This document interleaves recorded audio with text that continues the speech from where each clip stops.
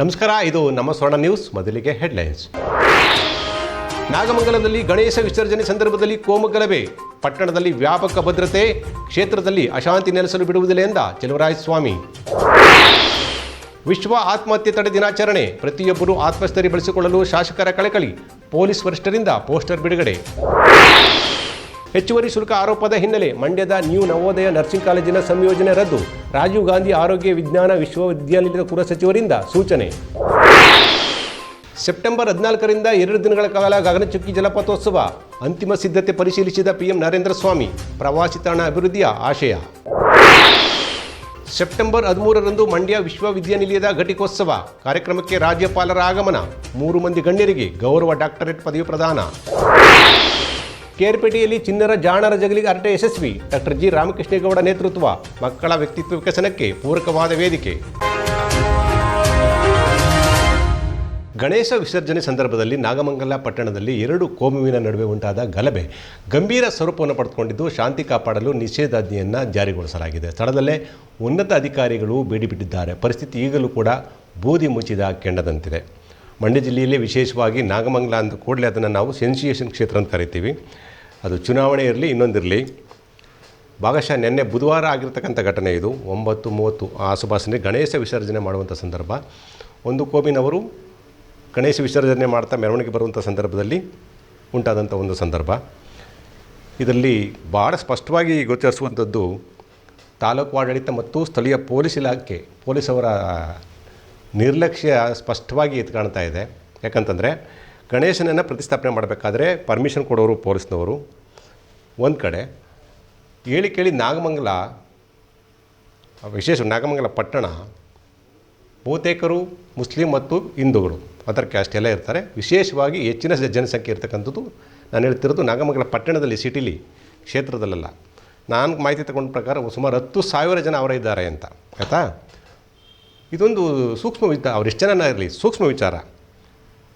ಸಾಮಾನ್ಯವಾಗಿ ಮೆರವಣಿಗೆ ಹೊಡಬೇಕಾದ್ರೆ ದರ್ಗಾದ ಮೂಲಕನೇ ಹೋಗ್ಬೇಕಾಗ್ತದೆ. ಇದು ಪೊಲೀಸ್ನವ್ರ ಗಮನಕ್ಕೆ ಬಂದಿಲ್ವೇ? ಆಯಿತಾ, ಇದು ಸೆನ್ಸ್ ಅಲ್ವಾ? ಯಾವುದೇ ಒಂದು ಸಂದರ್ಭದಲ್ಲಿ ಯಾವುದೇ ಮೆರವಣಿಗೆ ಆಗಲಿ, ದರ್ಗಾ ಅಥವಾ ಕೆಲವೊಂದು ಸೂಕ್ಷ್ಮವಾದಂಥ ದೇವಸ್ಥಾನಗಳ ಮುಂದೆ ಹೋಗಬೇಕಾದ್ರೆ ಏನೇನು ಹೆಚ್ಚು ಕಮ್ಮಿ ಆಗುತ್ತೆ ಅಂತ ಗೊತ್ತಿತ್ತಲ್ಲ. ಕಳೆದ ವರ್ಷ ಕೂಡ ಇದೇ ರೀತಿ ಗಲಾಟೆ ಆಗಿದೆ. ಅದು ಸಖತ್ ಅದರ ಪೂರಕವಾದಂಥ ಫೈಲ್ಗಳಿದ್ದಾವೆ. ದೊಡ್ಡ ಗಲಾಟೆನೇ ಆಗಿದೆ. ಪ್ರತಿ ಸರಿ ಆಗುತ್ತೆ ಅಂತ ಗೊತ್ತು, ಆಯಿತಾ. ಗೊತ್ತಿದ್ದು ಕೂಡ ಪೊಲೀಸ್ ನಿರ್ಲಕ್ಷ್ಯ ಇಲ್ಲಿ ಸ್ಪಷ್ಟವಾಗಿ ಎದ್ದು ಕಾಣ್ತಾ ಇದೆ. ಅಲ್ಲಿನ ಸ್ಥಳೀಯರು ಹೇಳೋ ಪ್ರಕಾರ ಆ ಠಾಣಾಧಿಕಾರಿ ಏನಿದ್ದಾರೆ ಅಶೋಕ್ ಅಂತ, ಬಹುಶಃ ಅಶೋಕ್ ಅಂತ ಅವ್ರ ಹೆಸರು ಅನಿಸುತ್ತೆ, ಆ ಯಪ್ಪನ ಉದಾಸೀನವಿದಕ್ಕೆಲ್ಲ ಕಾರಣ ಅಂತ ಸುರೇಶ್ ಗೌಡ್ರು ಹೇಳ್ತಾಯಿದ್ರು. ಠಾಣಾಧಿಕಾರಿನೇ ಏನು ಮಾಡಬೇಕು ಅಂತ ಸುರೇಶ್ ಗೌಡ ಹೇಳಿದ್ರೆ ರಾಜಕೀಯ ಆಗುತ್ತೆ ಬಿಡ್ರಪ್ಪ, ಆ ಯಪ್ಪನ ಸೈಡ್ಗೆ ಹಾಕ್ಬಿಡೋಣ. ಜನ ಹೇಳ್ತಾ ಇದ್ದಾರೆ, ಆ ಲೋಕಲ್ ರಿಪೋರ್ಟ್ ಹೇಳ್ತಾ ಇದೆ, ಅಲ್ಲಿನ ಅಧಿಕಾರಿ, ಠಾಣಾಧಿಕಾರಿ ಇನ್ಸ್ಪೆಕ್ಟರ್ ಇರ್ತಾನಲ್ಲ, PSI, ಆತನ ನಿರ್ಲಕ್ಷ್ಯತೆ ಇದು ಕಾಣ್ತಾ ಇದೆ ಅಂತ, ಆಯಿತಾ. ಒಟ್ಟಾರೆ ಅದು ನೋಡ್ತಿದ್ರೆ ನನಗೆ ಹಿಂದೆ ಯಾವುದೋ ಒಂದು ಫಿಲಮ್ ನನಗೆ ನೆನಪಿಗೆ ಬರ್ತಾಯಿಲ್ಲ, ಬಾಂಬೆ ಅನಿಸುತ್ತೆ, 25-30 ವರ್ಷದ ಫಿಲಮು. ಅದು ನೋಡಿದ್ರೆ ನಿಮಗೆ ಆ ನಾಗಮಂಗಲ ಸನ್ನಿವೇಶ ನೋಡಿದ್ರೆ ಸೇಮ್ ಅಲ್ಲೇನು ಮಾಡ್ತಾರೆ, ಸೃಷ್ಟಿ ಮಾಡಿರ್ತಾರೆ. ಇದು ನಿಜವಾಗಿ ನಿಮಗೆ ಆ ಸಂದರ್ಭವನ್ನು ನನಗೆ ಪಾಕಿಸ್ತಾನ ಒಂದು ಕಡೆ, ಪಾಕಿಸ್ತಾನದ ನೋಡ್ತಿರಲ್ಲ, ಬೆಂಕಿ ಟೈರ್ ಹಚ್ಚೋದು, ಆ ಅಂಗಡಿಗಳು ದಗ ಅಂತ ಉರಿಯುವಂಥದ್ದು, ಈ ಸನ್ನಿವೇಶ ನಾಗಮಂಗಲದಲ್ಲಿ ಸೃಷ್ಟಿಯಾಗಿದೆ. ರಾಜಕಾರಣದಲ್ಲೂ ನಾಗಮಂಗಲ ದೊಡ್ಡ ದರಿದ್ರ ಸ್ಥಿತಿ. ಇತ್ತೀಚೆಗೆ 25-23 ವರ್ಷ ನಾನು ಹಿಂದಿನ ಜನಪ್ರತಿನಿಧಿಗೆ ಹೇಳಕ್ಕೆ ಹೋಗೋದಿಲ್ಲ. ಈಗ ಮಹಾನುಭಾವರು ಬಂದ್ರಲ್ಲ, ಆಗ ಶುರುವಾಯಿತು ಅಲ್ಲಿ ದಳ್ಳೂರಿ, ರಾಜಕೀಯ ದಳ್ಳೂರಿ. ತಲೆ ಹೊರಟೋಗ್ತದೆ, ತಲೆ ಹೊರಟೋಗಿದ್ದಾವೆ ಅಲ್ಲಿ.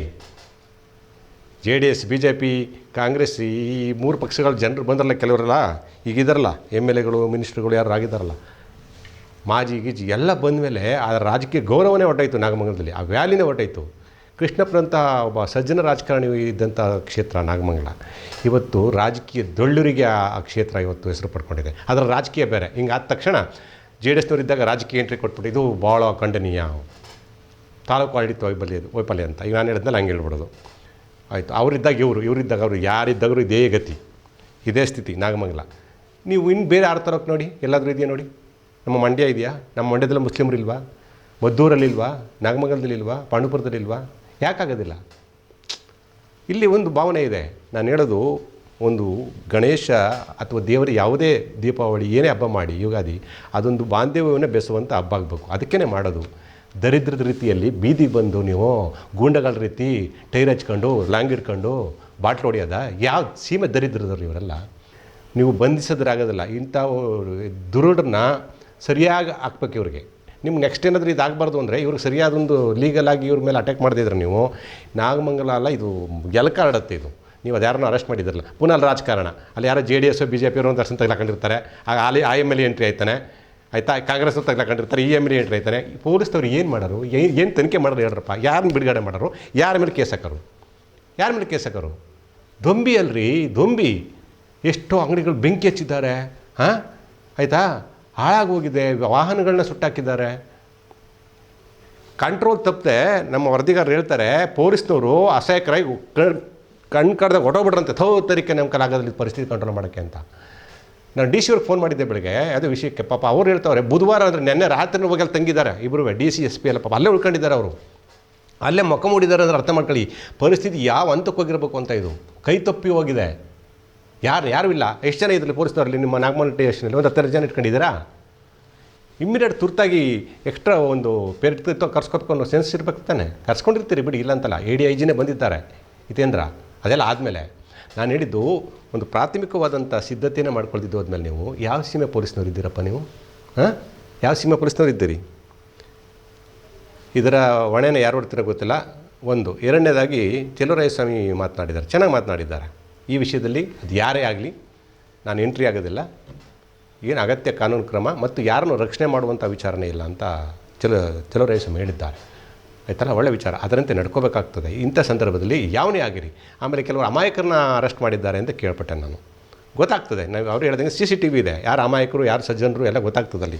ಹಂಗೇನಾದರೂ ಅಮಾಯಕರನ್ನ ಅರೆಸ್ಟ್ ಮಾಡಿದ್ದಾರೆ, ಕೆಲಸ ಆಗುತ್ತೆ ಮಾಡೋದು ನಾವು ನೋಡಿದ್ವಿ. ಸುಮ್ಮನೆ ನಿಂತಿದ್ದವ್ರಲ್ಲಿ ನಿಂತ್ಕೊಂಡೋಯ್ತಾರೆ, ಪಾಪ ಅವ್ರೇನು ಮಾಡಿರೋದಿಲ್ಲ. ಇದು ಆಗಬಾರ್ದು ನನ್ನ ಪ್ರಕಾರ. ಆ ಥರನಾಗಿದ್ದರೆ ನೀವು ಹೇಳಿದ CCTV ಫುಟೇಜ್ ತೊಗೊಳ್ಳಿ, ಯಾರು ಇರ್ತಾರೆ ಗ್ಯಾಂಗಲ್ಲಿ ಇರ್ತಾರೆ ನಿಮ್ಗೆ ಗೊತ್ತು ಪೊಲೀಸ್ನವ್ರಿಗೆ, ಆ ಗ್ಯಾಂಗು ಈ ಗ್ಯಾಂಗು ಚೆನ್ನಾಗಿ ತದಕಿ ಅವ್ರಿಗೊಂದು ನೀವು ವಾರ್ನ್ ಮಾಡದೆ ಹೋದರೆ ಬರೀ ನಾಗಮಂಗಲ ಎಲ್ಲ ಜಿಲ್ಲೆಗೂ ಈ ಭೀಕರ ರೋಗ ಹರಡುತ್ತೆ. ಇದಕ್ಕೆ ಪೊಲೀಸ್ ಇಲಾಖೆ ಜಿಲ್ಲಾಡಳಿತವೇ ಹೊಣೆಯಾಗಬೇಕಾಗುತ್ತೆ. ಆ ನಿಟ್ಟಿನಲ್ಲಿ ಭಾಗಶಃ ಇವತ್ತು ಕೂಡ ಈವನ್ ಟುಡೇ ಪರಿಸ್ಥಿತಿ ಭಾಳ ಬಿಗಡಾಯಿಸ್ಕೊಂಡಿದೆ. ಆಯ್ತಲ್ಲ, ಇವತ್ತು ಸಂಜೆ ಗಂಟೂ ಕೂಡ ಸೆನ್ಸೇಷನ್ ಇದೆ. 3 ದಿನಗಳ ಕಾಲ ಅಲ್ಲಿ ನಿಷೇಧಾಜ್ಞೆ ಹಾಕಿದ್ದಾರೆ, 3 ದಿನ ಹಾಕಿದ್ದಾರೆ. ಮತ್ತು ಇವಾಗ DC ಅವರು ಆದೇಶ ಮಾಡಿದ್ದಾರೆ, ಅಲ್ಲಿ ಲಿಕ್ಕರ್ನ ಮಾರಂಗಿಲ್ಲ ಅಂತ. ಬಹುಶಃ ಇವತ್ತು ನಾಳೆ 2 ದಿನ ಲಿಕ್ಕರು ಕೂಡ ಮಾರಬಾರ್ದು ಅಂತ ಆದೇಶ ಹೊರಡಿಸಿದ್ದಾರೆ. ಈ ಎಲ್ಲ ಬೆಳವಣಿಗೆ ಹಿನ್ನೆಲೆಯಲ್ಲಿ ಬಹುಶಃ ಶಾಂತಿ ಸುವ್ಯವಸ್ಥೆ ಬರುತ್ತೆ. ಶಾಂತಿ ಬರಬೇಕಾದ್ರೆ ಸ್ಥಳೀಯ ಜನರು ಸಹಕರಿಸಬೇಕು, ಪೊಲೀಸರು ಸಹಕರಿಸಬೇಕು ಮತ್ತು ಅಲ್ಲಿನ ಜನಪ್ರತಿನಿಧಿಗಳು ಕೂಡ ಸಹಕಾರ ನೀಡಬೇಕು. ಮಂಡ್ಯ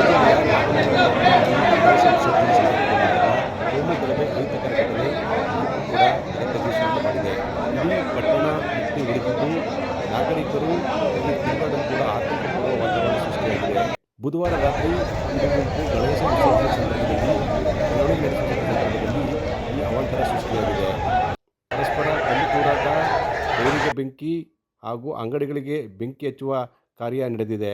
ಇದರಿಂದ ಲಕ್ಷಾಂತರ ರೂಪಾಯಿ ನಷ್ಟ ಉಂಟಾಗಿದೆ. ಸುದ್ದಿ ತಿಳಿಯುತ್ತಿದ್ದಂತೆ ಸ್ಥಳಕ್ಕೆ ಆಗಮಿಸಿದ ಪೊಲೀಸರು ಪ್ರಚೋದನೆಯಲ್ಲಿ ತೊಡಗಿದ್ದವರನ್ನು ಬಂಧಿಸಿದ್ದಾರೆ.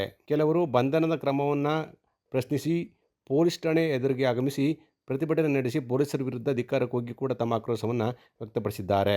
ನಂತರ ಪೊಲೀಸ್ ಠಾಣೆಯಿಂದ ತೆರಳಿ ಮೆರವಣಿಗೆ ಮುಂದುವರೆದಾಗ ಮತ್ತೆ ಗಲಾಟೆ ಶುರುವಾಗಿದೆ. ಪೊಲೀಸ್ ಠಾಣೆ ಎದುರಿಗಿರುವ ಅಂಗಡಿ ಮುಂಗಟ್ಟುಗಳಿಗೂ ಕೂಡ ಬೆಂಕಿ ಹಚ್ಚಲಾಗಿದ್ದು, ಪೊಲೀಸರ ಸಮ್ಮುಖದಲ್ಲೇ ಈ ಕೃತ್ಯ ನಡೆದಿದೆ. ಘಟನೆಯಿಂದ ಇಡೀ ಪಟ್ಟಣ ಪ್ರಕ್ಷುಬ್ಧವಾಗಿದ್ದು, ನೀರವ ಮೌನ ಎದ್ದು ಕಾಣುತ್ತಿದೆ. ವಿಷಯ ತಿಳಿಯುತ್ತಿದ್ದಂತೆ ಜಿಲ್ಲಾಧಿಕಾರಿಗಳಾದ ಡಾಕ್ಟರ್ ಕುಮಾರ, ಜಿಲ್ಲಾ ಪೊಲೀಸ್ ವರಿಷ್ಠಾಧಿಕಾರಿಗಳಾದ ಮಲ್ಲಿಕಾರ್ಜುನ ಬಾರ್ದಂಡೆ ಅವರು ಸ್ಥಳಕ್ಕೆ ಆಗಮಿಸಿ ಅಲ್ಲೇ ಬೀಡುಬಿಟ್ಟಿದ್ದಾರೆ. ಹೆಚ್ಚುವರಿ ಪೊಲೀಸ್ ನಿರ್ದೇಶಕರಾದ ಹಿತೇಂದ್ರ ಕೂಡ ಸ್ಥಳಕ್ಕೆ ಆಗಮಿಸಿ ವಸ್ತುಸ್ಥಿತಿಯನ್ನು ಪರಿಶೀಲಿಸಿದರು. ಕಳೆದ ವರ್ಷ ಕೂಡ ಗಣೇಶ ವಿಸರ್ಜನೆ ಸಂದರ್ಭದಲ್ಲಿ ಇದೇ ರೀತಿ ಗಲಾಟೆ ನಡೆದಿದ್ದು, ಈ ಅವಾಂತರಕ್ಕೆ ಸ್ಥಳೀಯ ಆಡಳಿತ ಮತ್ತು ಪೊಲೀಸರ ನಿರ್ಲಕ್ಷ್ಯವೇ ಕಾರಣ ಅಂತ ಮಾಜಿ ಶಾಸಕ ಸುರೇಶ್ ಗೌಡ ಗಂಭೀರ ಆರೋಪ ಮಾಡಿದ್ದಾರೆ.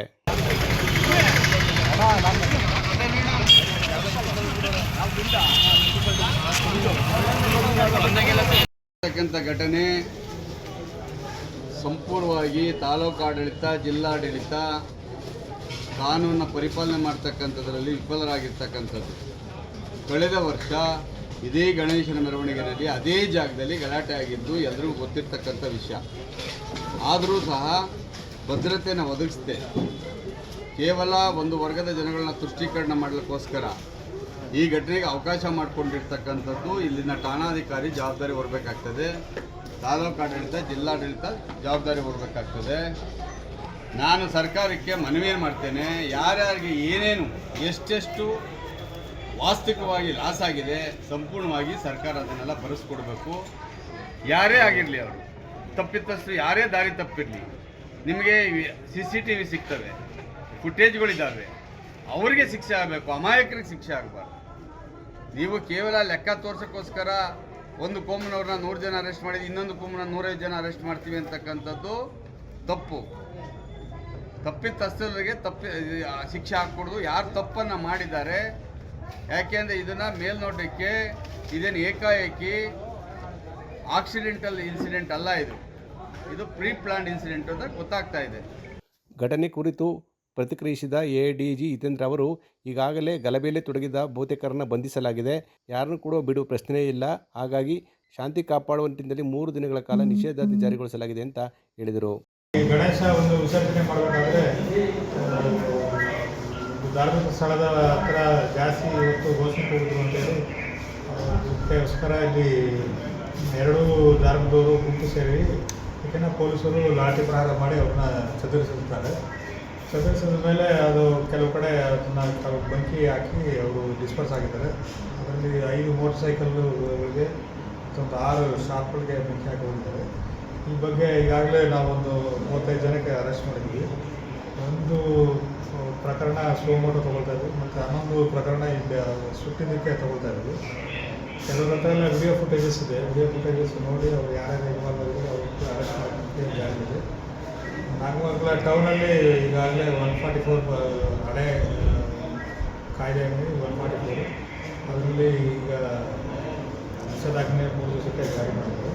ನಿಷೇಧಾಜ್ಞೆ ಎನ್ಫೋರ್ಸ್ ಮಾಡ್ತೀವಿ. ಫೋರ್ಸ್ ಈಗ 15 ಕೇಸ್ ಹಾಕಿ 2 ಎಸ್ಕೊಂಡು ಒಂದು 8 DSPಗಳು 20 ಇನ್ಸ್ಪೆಕ್ಟರ್ 300 SCPಗಳು 3 ದಿವಸಗಳ ಕಾಲ ನಿಷೇಧಾಜ್ಞೆ ಜಾರಿ ಇರೋವರೆಗೆ ಕಾಲ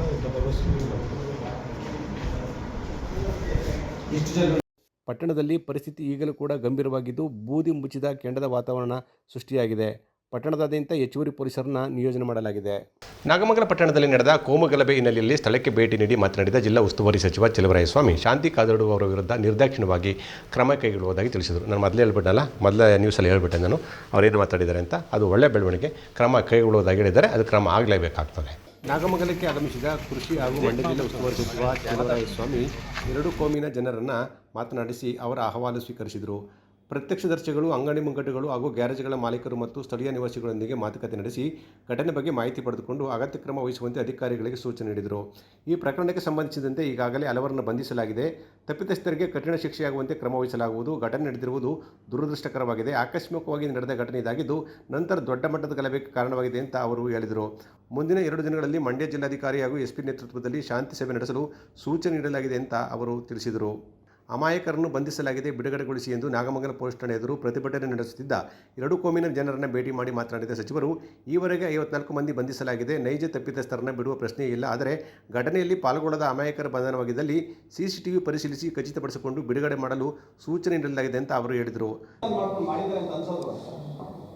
ನೋಡೋಣ, ನಾನು ಒಂದು CM ಹತ್ರ ಮಾತಾಡಿ ಇದನ್ನು ಜಿಲ್ಲಾಧಿಕಾರಿಗಳು, ಪೊಲೀಸ್ ವರಿಷ್ಠಾಧಿಕಾರಿಗಳು ಇಬ್ಬರು ಇಲ್ಲೇ ಇದ್ದಾರೆ, ಒಂದು ಎನ್ಕ್ವೈರಿನೂ ಸಹ ಮಾಡಿಸ್ತೀವಿ. ಇದಕ್ಕೆ ಈ ಸ್ಲಿಪ್ ಆಗಲಿಕ್ಕೆ ಕಾರಣ ಏನು, ಪ್ರೀ ಪ್ಲ್ಯಾನ್ ಇದೆಯಾ, ಇದ್ರ ಹಿನ್ನೆಲೆ ಬರೀ ಗಣಪತಿ ಬಿಟ್ಟು ಹುಡುಗರೇ ಇದಕ್ಕೆ ಅಥವಾ ಮುಸ್ಲಿಮ್ಸು ಬಂದು ಅಟ್ಯಾಕ್ ಮಾಡಿದ ಕಾರಣನ, ಇದ್ರ ಹಿಂದೆ ಏನಾದ್ರು ಇದೆಯಾ, ಎಲ್ಲವನ್ನೂ ಸಹ ನಾವು ಸ್ವಲ್ಪ ತನಿಖೆ ಮಾಡಿ ನೋಡಿ. ಆ ಥರ ಇದ್ದರೆ ಖಂಡಿತ, ನಾನಂತೂ ಯಾರು ನನ್ನ ಹೇಳಬೇಕು ಅಥವಾ ಇಲ್ಲ ಅವ್ರು ಪ್ರಚೋದನೆ ಮಾಡಿದ್ರು, ಅವ್ರು ಟೀಕೆ ಮಾಡಿದ್ರು ಅಂತಲ್ಲ, ಇಂಪಾರ್ಷಿಯಲ್ಲಾಗಿ ಕ್ರಮ ತಗೊಳ್ಳೋದ್ರಲ್ಲಿ ಎರಡನೇ ಮಾತಿಲ್ಲ. ಮತ್ತು ಎಲ್ರಿಗೂ ನ್ಯಾಯ ಒದಗಿಸ್ತಕ್ಕಂಥದ್ರಲ್ಲಿ 100% ನಾನು ಪ್ರಾಮಿಸ್ ಮಾಡ್ತೀನಿ, ನ್ಯಾಯ ಒದಗಿಸ್ಕೊಡ್ತೀನಿ. ಅಧಿಕಾರಿಗಳು ನಿನ್ನೆ 5ನೇ ದಿವಸ ಆದ್ದರಿಂದ ನಿನ್ನೆ 40 ಕಡೆ ಜಿಲ್ಲೆಯಲ್ಲಿ 400 ಇದನ್ನು ಗಣಪತಿನ ನಿನ್ನೆ ಇದು ಮಾಡಿದ್ದಾರೆ. ಸೊ ಹಾಗಾಗಿ ಏನಾಗುತ್ತೆ, ಎಲ್ಲವನ್ನೂ ಸಹ ಒಂದಷ್ಟು ನಾರ್ಮಲ್ಲಾಗಿ ತಗೊಂಬಿಟ್ಟಿದ್ದಾರೆ. ಅದು ಇವತ್ತು ಇಲ್ಲೇನೋ ವಿಶೇಷವಾಗಿ ಇದನ್ನು ಗಮನ ಹರಿಸ್ಬೇಕು, ಎಚ್ಚರಿಕೆ ತಗೋಬೇಕು ಅನ್ನೋ ಒಂದು ಮಾಹಿತಿ ತಗೊಳ್ಳಿಕ್ಕೆ ಸ್ವಲ್ಪ ಅವ್ರ ಕೈಲಿ ಇದಾಗಿಲ್ಲ. ಬಟ್ ಈ ಪ್ರಾರಂಭದ ಲಕ್ಷಣಗಳಿತ್ತು, ತಡಿಬೋದಿತ್ತು, ಆದರೆ ತಡಿಲಿಲ್ಲ. ಆಯಿತು. ಕಳೆದ ವರ್ಷ ಈ ಥರದ ಘಟನೆ ಆಗಿಲ್ಲ. ಕಳೆದ ವರ್ಷ ಮಾತಿನ ಚಕಮಕಿ ನಡೆದಿದೆ ಅನ್ನೋದು ಬಿಟ್ಟರೆ ಯಾವುದೇ ಇನ್ಸಿಡೆಂಟ್ ಈ ಥರದ ಆಗಿಲ್ಲ. ಹಿಂದೆ ಹಿಂದೂ ಮುಸ್ಲಿಂ ಗಲಾಟೆ ಆಗಿದೆ, ದೊಡ್ಡ ಪ್ರಮಾಣದಲ್ಲಿ ಆಗಿದೆ. ಅದಾದ ನಂತರ 30-40 ವರ್ಷ ಆಗಿರಲಿಲ್ಲ. ಈ ಇನ್ಸಿಡೆಂಟು ಸ್ಟಾರ್ಟಿಂಗ್ನಲ್ಲಿ ಇದು ಆಕಸ್ಮಿಕನೇ, ಗೃಹ ಮಂತ್ರಿ ಹೇಳಿದಂಗೆ ಆಕಸ್ಮಿಕ ಆದದ್ದು ದೊಡ್ಡ ಪ್ರಮಾಣದಲ್ಲಿ ಇನ್ಸಿಡೆಂಟ್ ಆಗಿದೆ. ಇದು ಸದ್ಯಕ್ಕೆ 2 ಅವರ್ಸ್ ಒಳಗಡೆ ಕಂಟ್ರೋಲಿಗೆ ಬಂದಿದೆ. ಈಗ ಸಂಪೂರ್ಣ ನೀವೇ ನೋಡಿದ್ದೀರಾ, ನಿಯಂತ್ರಣ ಇದೆ, ಪೀಸ್ಫುಲ್ ಇದೆ. ಸೊ ಇವತ್ತಿಂದನೇ ನಾವು ಸಹಕಾರ ಕೊಟ್ಟರೆ ಬಹುಶಃ ಈ ಕ್ಷಣದಿಂದನೇ ಜನ ಎಲ್ಲ ಆರಾಮಾಗಿ ಓಡಾಡ್ಬೋದು. ಏನು ಅನಾಹುತ ಆಗಿದೆ ಅದನ್ನು ಸರ್ಕಾರ ಗಮನದಲ್ಲಿಟ್ಕೊಂಡು ಪರಿಹಾರ ಕ್ರಿಯೇಟ್ ಆಗುತ್ತೆ. ಒಂದು. ಎರಡನೇದು ಪೊಲಿಟಿಕಲಿ ಬಹುಶಃ ನಾನು ಕುಮಾರಸ್ವಾಮಿಯವರು ಏನೋ ಹೇಳಿದ್ರು ಅಂತ ಕೇಳಿದ್ರು ನನಗೆ ಬೆಂಗಳೂರಿನಲ್ಲಿ. ನಾನು ಹೇಳಿದೆ, ಕುಮಾರಸ್ವಾಮಿಯವರು ಮಾಜಿ ಮುಖ್ಯಮಂತ್ರಿ ಇದ್ದಾರೆ, ಕೇಂದ್ರದಲ್ಲಿ ಅವರು ಮಂತ್ರಿ ಇದ್ದಾರೆ. ರಾಜ್ಯ ಸರ್ಕಾರ ನಮ್ಮದಿದ್ದರೆ, ಕೇಂದ್ರ ಸರ್ಕಾರ ಅವ್ರದ್ದಿದ್ದರೆ, ಲೋಕಸಭಾ ಸದಸ್ಯರು ಸ್ಥಳೀಯವಾಗಿರ್ತಕ್ಕಂಥದ್ದು, ನನಗೆ ಎಷ್ಟು ಜವಾಬ್ದಾರಿ ಇದೆಯೋ ಅವ್ರಿಗೂ ಅಷ್ಟೇ ಜವಾಬ್ದಾರಿ ಇದೆ ಅಂತ ನಾನು ಅನ್ಕೋತೀನಿ. ಅವ್ರು ಏನು ಅನ್ಕೋತಾರೆ ಅನ್ನೋದು ಪ್ರಶ್ನೆ ಬೇರೆ. ನಾನು ಅನ್ಕೋತೀನಿ ಎಲ್ರಿಗೂ ಒಂದೇ ಜವಾಬ್ದಾರಿ. ಸಾರ್ವಜನಿಕರ ಹಿತ ಬಂದಾಗ, ಸಾರ್ವಜನಿಕರದ ಪ್ರಾಪರ್ಟಿ ವಿಚಾರ ಬಂದಾಗ ಅಪೋಸಿಷನಲ್ಲಿರೋರಾಗಲಿ, ರೂಲಿಂಗ್ ಪಾರ್ಟಿಯವರಾಗಲಿ, ಕೇಂದ್ರ ಸರ್ಕಾರದವರಾಗಲಿ ಎಲ್ಲರೂ ಸಹ ಸೇರಿ ಇದನ್ನು ಪೀಸ್ಫುಲ್ಲಿಗೆ ತರ್ತಕ್ಕಂಥದ್ದು ಒಂದು. ಮುಂದೆ ಅನಾಹುತ ಆಗದಂಗೆ ನೋಡ್ಕೊಳ್ತಕ್ಕಂಥದ್ದು ಎರಡನೇದು. ಅವ್ರಿಗೆ ಏನಾದ್ರು ಒಂದಷ್ಟು ಪರಿಹಾರ ಕೊಡ್ತಕ್ಕಂಥದ್ದು. ಈ ಮೂರನ್ನೂ ಜವಾಬ್ದಾರಿಯಿಂದ ಎಲ್ಲರೂ ನಡ್ಕೊಂಡ್ರೆ ಈ ಇನ್ಸಿಡೆಂಟ್ಗಳು ಅಲ್ಲಿಗೆ ಸ್ಟಾಪ್ ಆಗುತ್ತೆ, ಮತ್ತೆ ರಿಪೀಟ್ ಆಗಲ್ಲ. ಇಲ್ಲ ಒಂದು ನಿಮಿಷ ಮುಗಿಸ್ಬಿಡ್ತೀನಿ. ಇದನ್ನು ರಾಜಕೀಯವಾಗಿ ನಾವು ಸ್ಟೇಟ್ಮೆಂಟ್ ಮಾಡ್ತೀವಿ ಅಂದರೆ ನಾನು ದೇವರವ್ರಿಗೆ ಒಳ್ಳೇದು ಮಾಡಲಿ ಅಂತ ಹೇಳ್ತೀನಿ. ನಾನು ರಾಜಕೀಯವಾಗಿ ಅವ್ರಿಗೆ ಕೌಂಟ್ರ್ ಮಾಡಲಿಕ್ಕೆ, ಸ್ಟೇಟ್ಮೆಂಟ್ ಮಾಡಲಿಕ್ಕೆ ಹೋಗಲ್ಲ. ನಾನು ಈ ವಿಷಯನ ರಾಜಕೀಯವಾಗಿ ಬೆಳೆಸ್ಕೊಳ್ಳಿಕ್ಕೆ ಹೋಗಲ್ಲ. ನನಗೆ ಯಾರು ತಪ್ಪು ಮಾಡಿದ್ದಾರೆ ಅವರನ್ನು ಕ್ರಮ ತಗೊಳ್ಳಿಕ್ಕೆ ನಾನು ಇಲ್ಲೇ SP ಅವರಿದ್ದಾರೆ, ಸಂಪೂರ್ಣವಾಗಿ ಅವರಿಗೆ ನೆನ್ನೆ CM ರಾತ್ರಿ 12ವರೆಲ್ಲೂ ಮಾತನಾಡಿದ್ರು, ಗೃಹ ಸಚಿವರು ಮಾತನಾಡಿದ್ದಾರೆ. ಬೆಳಗ್ಗೆ ನಾನು ಬೆಳ್ಳೂರು ತಲುಪ್ತಿದ್ದಂಗೆ CM ಅವರು ಅವರೇ ಫೋನ್ ಮಾಡಿದರು, ಬ್ರೀಫಿಂಗ್ ತಗೋತಾಯಿದ್ರು. DG ಮತ್ತು ಇಂಟೆಲಿಜೆನ್ಸಿ ADGP ಇದ್ದರು. ನನ್ನ ಹತ್ರ ಮಾತನಾಡಿದ್ದಾರೆ. ಎಲ್ಲ ರಿಪೋರ್ಟ್ ತೊಗೊಂಡು ಸಾಯಂಕಾಲ ನಾನು ಬಂದು ಭೇಟಿ ಮಾಡಲಿಕ್ಕೆ ಹೇಳಿದ್ದಾರೆ. ನಾನು CM ಅವ್ರನ್ನ ಹೋಗಿ ಭೇಟಿ ಮಾಡ್ತೀನಿ ಇವತ್ತು. ಸರ್ಕಾರ ಬದ್ಧವಾಗಿದೆ ನಿಯಂತ್ರಣ ಮಾಡ್ತಕ್ಕಂಥದ್ದು ಮತ್ತು ಜನರಿಗೆ ಇನ್ನು ಮುಂದೆ ಇದು ಯಾವುದೇ ಇನ್ಸಿಡೆಂಟ್ ಆಗದಂಗೆ ಇಡೀ ರಾಜ್ಯದಲ್ಲಿ ನಾವು ಇದನ್ನೇ ಮುಖ್ಯವಾಗಿ ಇಟ್ಕೊಂಡು ಇನ್ನೂ ಹೆಚ್ಚಿನ ಎಲ್ಲಿ ಬಂದೋಬಸ್ತ್ ಮಾಡಬೇಕು ಅದನ್ನೆಲ್ಲ ಮಾಡಿಕೊಂಡು ಅದನ್ನು ಮಾಡ್ತಾರೆ. ಯಾವುದೇ ಕಾರಣಕ್ಕೆ ಮುಸ್ಲಿಮ್ಸ್ ಆಗಲಿ, ಹಿಂದೂಗಳಾಗಲಿ ಈ ಇನ್ಸಿಡೆಂಟ್ ಕಾರಣಕರ್ತರ ಅಲ್ಲದೆ ಇರೋರನ್ನ ಕ್ರಮ ತಗೊಳ್ತಕ್ಕಂಥ ಪ್ರಶ್ನೆ ಇಲ್ಲ. ಮೂರು ಸಹ ನನ್ನ ಜವಾಬ್ದಾರಿ. ದಯವಿಟ್ಟು ಸ್ವಲ್ಪ ನಾಗಮಂಗಲ ವಾತಾವರಣ ಎಲ್ಲ ಈಗ ಸೆಟ್ಲಾಗಿದೆಯಲ್ಲ, ಇದು ಮಾಮೂಲಿಯಾಗಿರಲಿಕ್ಕೆ ನಿಮ್ಮ ಸಹಕಾರನೂ ಬೇಕಾಗುತ್ತೆ. One day time please.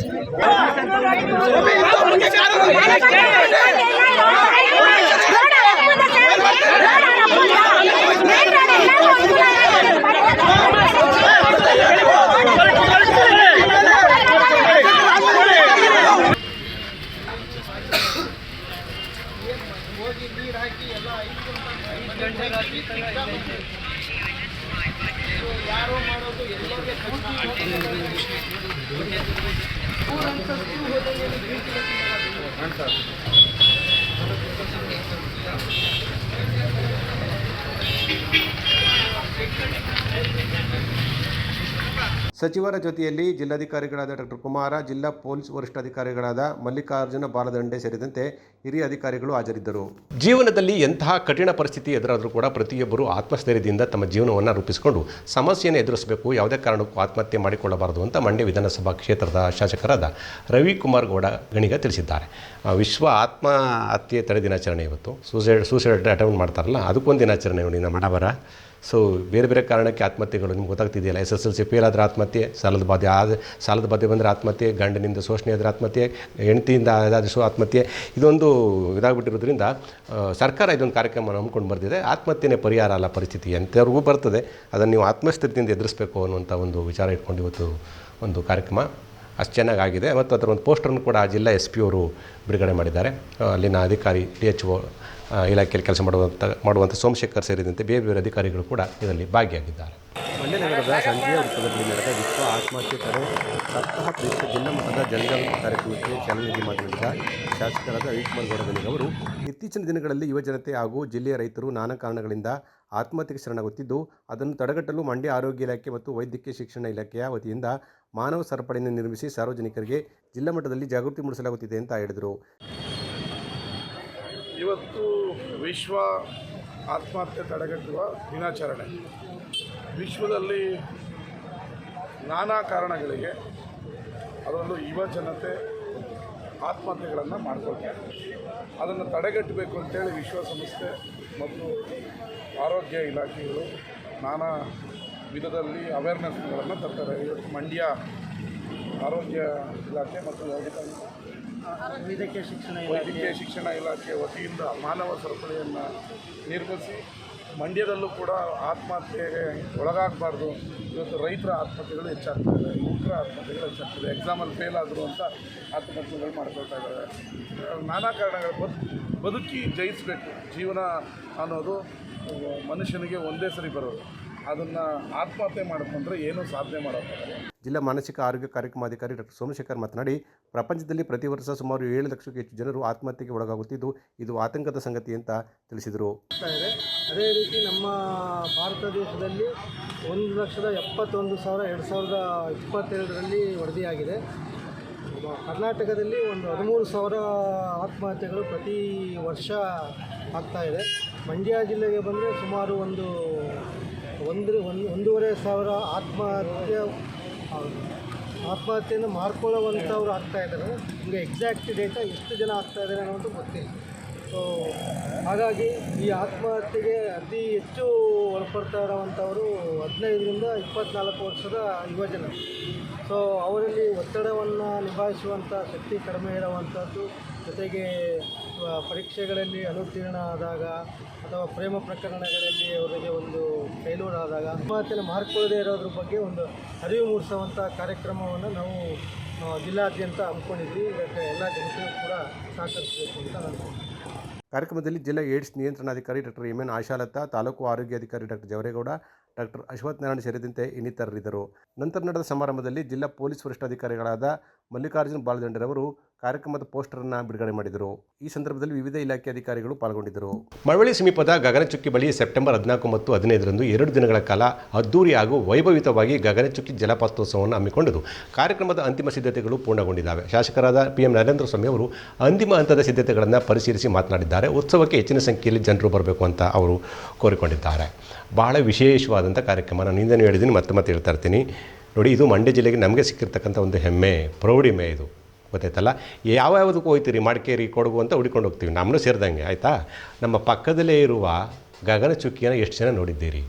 ಈಗ ಹೋಗಿ ನೋಡಿ, ಇಲ್ಲಿ ಕಣ್ಣು ತುಂಬ್ಕೊಳ್ಳಿ. ಈಗ ಅದನ್ನು ವಿಶೇಷವಾಗಿ ಸೆಪ್ಟೆಂಬರ್ 14 ಮತ್ತು 15 ಅದ್ಭುತ, ಅದು ವರ್ಣರಂಜಿತ. ನಾನು ಹೇಳ್ತೀನಿ ಕೇಳಿ. ಯಾಕಂದರೆ ಇನ್ಫ್ಲೋ ಹರಿತಿರ್ತದಲ್ಲ, ಅಷ್ಟು ದುಮ್ಮಿಗ್ತಾ ಇರ್ತದಲ್ಲ, ಅದಕ್ಕೆ ಒಂದು ಲೈಟ್ ಕೊಟ್ಟಿರ್ತಾರೆ, ಲೇಸರ್ ಅಂತ. ನೀವು ಅದ್ಭುತ ರೀ, ಕಣ್ಣು ತುಂಬಿಕೊಳ್ಬೇಕು. ಮತ್ತು ಕೋಟ್ಯಾಂತರ ರೂಪಾಯಿ ಖರ್ಚು ಮಾಡಿ ಈಗ ನರೇಂದ್ರ ಸ್ವಾಮಿ ನೇತೃತ್ವದಲ್ಲೇ MLA ಆದಮೇಲೆ ಯೋಜನೆಗಳು ಹಾಕಿದ್ದಾರೆ. ಈಗ ಮೊದಲೆಲ್ಲ ಇಳಿಬೇಕಾದ್ರೆ ಸಮಸ್ಯೆ ಇತ್ತು. ಈಗ ನೋಡಿ, ಸೇಫ್ಗೆ ಎಲ್ಲ ಇದು ಮಾಡಿ ಅದ್ಭುತವಾಗಿದೆ ಈಗ ವಾತಾವರಣ, ಆಯಿತಾ. ಅದು ವಿಶೇಷವಾಗಿ ಶೌಚಾಲಯದ ವ್ಯವಸ್ಥೆ ಇರ್ಬೋದು, ಆಯಿತಾ, ಎಲ್ಲ ಆಗಿದೆ. ನೋಡಿ, ಸುಮಾರು ಇದರ ವಿಶೇಷ ಏನಂದರೆ 1 ಲಕ್ಷಕ್ಕೂ ಹೆಚ್ಚು ಜನರಿಗೆ 3 ಟೈಮ್ ತಿಂಡಿ ಕೊಡ್ತಿದ್ದಾರೆ, ಉಪಹಾರ ಕೊಡ್ತಿದ್ದಾರೆ. ಅದೇನು ಕೊಡ್ತಾರೆ ಅನ್ನೋದಲ್ಲ, ಉಪಹಾರ ಕೂಡ ಕೊಡ್ತಿದ್ದಾರೆ. ಅಲ್ಲಿ ಸಿಗೋದಿಲ್ಲ, ಹೋಟ್ಲುಗಳ ವ್ಯವಸ್ಥೆ ಇಲ್ಲ ಅಲ್ಲಿ, ಆಯಿತಾ. ಅದು ಎಲ್ಲದರಲ್ಲೂ ಕೇರ್ ತಗೊಂಡಿದ್ದಾರೆ ನರೇಂದ್ರ ಸ್ವಾಮಿ ಅನಿಸುತ್ತೆ. ಜಿಲ್ಲಾಧಿಕಾರಿಗಳು ವಿಶೇಷವಾಗಿ ಕಳೆದ ಬಾರಿ ಇದ್ದರು. ಇವತ್ತು ಅವ್ರು ಹೋಗಲಿಲ್ಲ ಅಲ್ಲಿ, ಪಾಪ ನಾಗಮಂಗಲದಲ್ಲಿದ್ದರು ಅವರು. ತುಂಬ ಜಿಲ್ಲಾಡಳಿತ ಮತ್ತು ನರೇಂದ್ರ ಸ್ವಾಮಿ 1.25 ಕೋಟಿ ಏನೋ ಸರ್ಕಾರ ಬಿಡುಗಡೆ ಮಾಡುತ್ತೆ. ಇದು 3 ಕೋಟಿಗೂ ಹೆಚ್ಚು ಖರ್ಚಾಗತ್ತೆ. ಇದು 1.25 ಕೋಟಿ ಸಾಕಾಗಲ್ಲ. ಅದಕ್ಕೆ ಬೇರೆ ಬೇರೆ ಸಂಪನ್ಮೂಲದಿಂದ ಹಣ ಕ್ರೋಢೀಕರಣ ಮಾಡಬೇಕಾಗತ್ತೆ ಅಂತ ನರೇಂದ್ರ ಸ್ವಾಮಿ ಹೇಳ್ತಾಯಿದ್ರು. ಸೊ ನನ್ನ ಪ್ರಕಾರ ಇದೊಂದು ವಿಭಿನ್ನ ಕಾರ್ಯಕ್ರಮ. ಭಾಳ ವಿಶೇಷವಾಗಿ 2 ಕಾರ್ಯಕ್ರಮಗಳು ರಸಸಂಜೆ. ಮಣಿಕಾಂತ್ ಕದ್ರಿ ಹೆಸರಾಂತ ನಿರ್ದೇಶಕರು, ಆಯಿತಾ, ಅವರು 14ನೇ ತಾರೀಕು ಇರ್ತಾರೆ. 15ನೇ ತಾರೀಕು KGF ಖ್ಯಾತಿಯ ನಿರ್ದೇಶಕ ರವಿ ಬಸ್ಸೂರ್ ಅಂತ ಕೇಳಿದಿರಲ್ಲ, ಆ ಅಪ್ಪನ ಮುಟ್ಟಕ್ಕೆ ಆಗೋದಿಲ್ಲ, ಆಯಿತಾ. ಇಡೀ ಕರ್ನಾಟಕದಲ್ಲಿ ಬಹುಶಃ ಎಲ್ಲಿಯೂ ಕೂಡ ಲೈವ್ ಶೋ ಕೊಟ್ಟಿಲ್ಲ ಆತ. ಫಸ್ಟ್ ಟೈಮ್ ಬರ್ತಾ ಇರೋದು ಮಳವಳ್ಳಿಗೆ, ನೆನ್ಪಿಟ್ಕೊಳ್ಳಿ, ಆಯಿತಾ. ಆ ಅಪ್ಪನ ಡೇಟಾ ಸಿಗೋದಿಲ್ಲ, ಈಗ ಹಂಗಾಗ್ಬಿಟ್ಟಿದೆ. ತೆಲುಗು ತಮಿಳಲ್ಲೆಲ್ಲ ಓಡಾಡ್ತದೆ. ಆತನ ಈವೆಂಟ್ಸ್ ಇದೆ 2 ದಿನ, 14 ಮತ್ತು 15 ಸಂಜೆ ಬೆಳಿಗ್ಗೆ 11 ಗಂಟೆಯಿಂದ ರಾತ್ರಿ 11 ಗಂಟೆ ಗಂಟ ನಿರಂತರವಾಗಿ ಪ್ರೋಗ್ರಾಮ್ ಇರುತ್ತೆ. ಸ್ಥಳೀಯ ಕಲಾವಿದರಿಗೆ ಅವಕಾಶ ಮಾಡಿಕೊಟ್ಟಿದ್ದಾರೆ. ಲಕ್ಷಾಂತರ ಜನ ಬರ್ತಿದ್ದಾರೆ. ಹಂಗಾಗಿ ಇವತ್ತು ಸಿದ್ಧತೆ ನೋಡಿದ್ರಲ್ಲ, ಒಂದು ದೊಡ್ಡ ಸ್ಟೇಜು, ಅದ್ಭುತವಾದ ಸ್ಟೇಜ್ ಇರುತ್ತೆ. ಮತ್ತು ಏನೋ ಹೇಳ್ತಾಯಿದ್ರು, ಏಕಮುಖವಾಗಿ ಅದು ವೆಹಿಕಲ್ ತುಂಬ ಟ್ರಾಫಿಕ್ ಆಗುತ್ತೆ. ನೀವು ತುಂಬ ಹೆವಿ ವೆಹಿಕಲ್ ತುಂಬ್ಕೊಂಡೋದ್ರೆ ಆ ಕಡೆಯಿಂದ ಬರೋಕ್ಕಾಗಲ್ಲ, ಅದು ಸ್ವಲ್ಪ ಕಷ್ಟ ಅನಿಸುತ್ತೆ. ಅದಕ್ಕೆ ಬೇರೆ ವ್ಯವಸ್ಥೆ ಮಾಡಿದ್ದಾರೆ, ಪಾರ್ಕಿಂಗ್ ವ್ಯವಸ್ಥೆ ಮಾಡಿದ್ದಾರಂತೆ. ಸೊ ಬೇರೆ ಬೇರೆ ಎಲ್ಲ ಸಿದ್ಧತೆಗಳಾಗಿದ್ದಾವೆ. ಅಂತಿಮ ಹಂತದ ಸಿದ್ಧತೆಗಳು ನಡೆದಿದ್ದಾವೆ. ನಾನು ಅಷ್ಟೇ ಹೇಳೋದು, ಅಂತಿಮವಾಗಿ ನಾನು ಎಷ್ಟೇ ಹೇಳ್ಕೊಂಡ್ರು ಫ್ರೀ ಮಾಡ್ಕೊಂಡು ಹೋಗಿ ಅಲ್ಲಿಂದ ಬಸ್ ವ್ಯವಸ್ಥೆ ಮಾಡಿದ್ದಾರೆ. ಇಲ್ಲಿಂದ ಹೋದಾಗ ಇಲ್ಲಿಂದ ಮಾಡಿರ್ಬೇಕು ಗೊತ್ತಿಲ್ಲ ನನಗೆ. ಅಲ್ಲಿಂದಂತೂ ಮಳವಳ್ಳಿಂದಂತೂ ನಿರಂತರವಾಗಿ ಬಸ್ಗಳು ಹೋಗ್ತಿರ್ತವೆ ಅಂತ ಹೇಳಿದ್ದಾರೆ. ಸೊ ಇದು ರಾಜ್ಯದಿಂದ, ಬರೀ ಮಂಡ್ಯ ಜಿಲ್ಲೆ ಅಂತಲ್ಲ, ರಾಜ್ಯದ ಬೇರೆ ಬೇರೆ ಜಿಲ್ಲೆಗಳಿಂದಲೂ ಈ 2 ದಿನದ ಹಬ್ಬವನ್ನು ಕಣ್ಣು ತುಂಬಿಕೊಳ್ಬೇಕು. ಅದನ್ನೇ ನರೇಂದ್ರ ಸ್ವಾಮಿ ಹೇಳಿದ್ದಾರೆ. ನೀವು ಕೂಡ ಇದರ ಕಾರ್ಯಕ್ರಮದಲ್ಲಿ ಭಾಗವಹಿಸಬೇಕು ಅನ್ನೋದು ನಮ್ಮ ವೈಯಕ್ತಿಕ ಮನವಿ ಕೂಡ. ಸೆಪ್ಟೆಂಬರ್ 14 ಹಾಗೂ 15ರಂದು ಶನಿವಾರ ಭಾನುವಾರ ಗಗನಚುಕ್ಕಿ ಜಲಪಾತೋತ್ಸವವು ಅದ್ದೂರಿ ಹಾಗೂ ಅರ್ಥಪೂರ್ಣವಾಗಿ ನಡೆಯಲಿರುವ ಹಿನ್ನೆಲೆಯಲ್ಲಿ ಸ್ಥಳೀಯ ಶಾಸಕರಾದ PM ನರೇಂದ್ರ ಸ್ವಾಮಿಯವರು ಅಂತಿಮ ಸಿದ್ಧತೆಗಳನ್ನು ಪರಿಶೀಲಿಸಿದರು. ಗಗನಚುಕ್ಕಿ ಬಳಿ ಈಗಾಗಲೇ ಅಭಿವೃದ್ಧಿ ಕಾರ್ಯಕ್ರಮಗಳು ನಡೆಯುತ್ತಿದ್ದು ಅವು ಕೂಡ ಅಂತಿಮ ಸಿದ್ಧತೆಯಲ್ಲಿದ್ದಾವೆ. ಕೂಡಲೇ ಕಾಮಗಾರಿಗಳನ್ನು ಮುಗಿಸುವಂತೆ ಶಾಸಕರು ಗುತ್ತಿಗೆದಾರರಿಗೆ ಸೂಚನೆ ನೀಡಿದರು. ಗಗನಚುಕ್ಕಿ ಜಲಪಾತೋತ್ಸವದ ಹಿನ್ನೆಲೆಯಲ್ಲಿ ಗಗನಚುಕ್ಕಿ ಮೈದುಂಬಿ ಹರಿಯುತ್ತಿದ್ದು ನೋಡುಗರ ಕಣ್ಮನ ಸೆಳೆಯುತ್ತಿದೆ. ಈ ಸಂದರ್ಭದಲ್ಲಿ ಸುದ್ದಿಗಾರರೊಂದಿಗೆ ಮಾತನಾಡಿದ PM ನರೇಂದ್ರ ಸ್ವಾಮಿರವರು, ಕಾರ್ಯಕ್ರಮವನ್ನು ಯಶಸ್ವಿಗೊಳಿಸುವ ಸಂಬಂಧ ಈಗಾಗಲೇ ಅಂತಿಮ ಸಿದ್ಧತೆಗಳನ್ನು ಮಾಡಿಕೊಳ್ಳಲಾಗಿದೆ.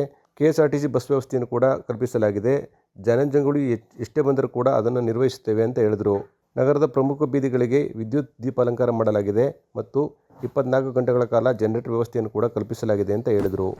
ವಿನಂತಿ ಮಾಡ್ಕೊಂಡಾಗ ನಮ್ಮ ಈ ಪ್ರದೇಶದಲ್ಲಿ ಬರತಕ್ಕಂಥ ಪ್ರವಾಸಿಗರು ಹೆಚ್ಚಾಗಿ ಬಂದರೆ ಅವ್ರಿಗೊಂದು ಕಾಫಿ ಟೀನೂ ಸಿಕ್ಕಲ್ಲ, ಅಷ್ಟು ಜನ, ಒಂದು ತಿಂಡಿನೂ ಸಿಕ್ಕಲ್ಲ. ರಿಮೋಟ್ ಏರಿಯಾ, ಜೊತೆಗೆ ಇಲ್ಲಿ ವಾಹನ ಸೌಲಭ್ಯ ಕಷ್ಟ. ಒಂದೇ ಸರಿಯ ಜನರೆಲ್ಲ ಬಂದರೆ ನಾವು ಒಳಗೆ ಬರೋದಕ್ಕೆ ಹೊರಗೆ ಹೋಗೋದಕ್ಕೆ ಸಮಸ್ಯೆ ಆಗುತ್ತೆ.